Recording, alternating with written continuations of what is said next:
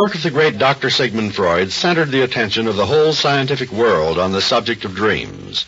It is not surprising, therefore, that one of Freud's fellow psychologists, Dr. Ignaz Jesauers, should have made a hobby of collecting and recording strange dreams which were imparted to him during his years of practice in Old Vienna. What is surprising, however, is that in the doctor's collection, there is at least one dream which no psychiatric theory can account for. A dream that defies the very premises of Freudianism itself. The rain fell steadily on the streets of Amsterdam.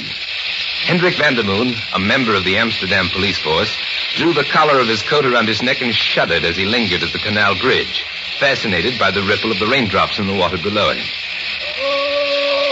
Mein Gott, a man in the water, and he is bound and gagged.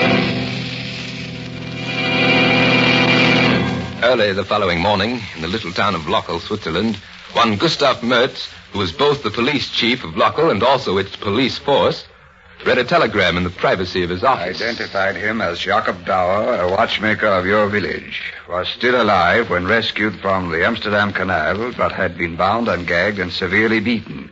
Died without regaining consciousness. Obviously a victim of murder. Later that morning, young Rudolf Bauer, son of the late Jacob Bauer, received a call from Police Chief Gustav Mertz. My father? Dead? Murdered, Rudolf. He went to Amsterdam on business, I suppose. Yes. To buy materials. He had enemies there? Why, no. He scarcely knew anyone in Amsterdam. And here in Lochel? Well, no. Unless you would call Ulrich Tobler an enemy. He owed Father a good deal of money. He refused to pay him. It made Father very angry. At least it used to. A few weeks ago, Father stopped talking about it. It was almost as if for some reason, he was afraid of Ulrich Tobler. It was not until 2 days later, when he was going through the deceased's personal papers, that Gustav Mertz found out why the watchmaker had grown afraid of his neighbor Ulrich Tobler. That was when he found the record of the dream. It was carefully written down in Jacob Bauer's neat, sturdy hand. If I had had this dream only once, I would not bother to set it down. But it has come to me not once, nor twice, nor even 3 times. 4 times in all I have had it. In the dream, I was arguing with Ulrich Tobler. I reminded him of the money he owed me, and I told him he must pay. But he refused and laughed at me. And then I grew very angry, and I said I would sue him. A very evil look came into his eyes, and he turned away. I, too, turned away.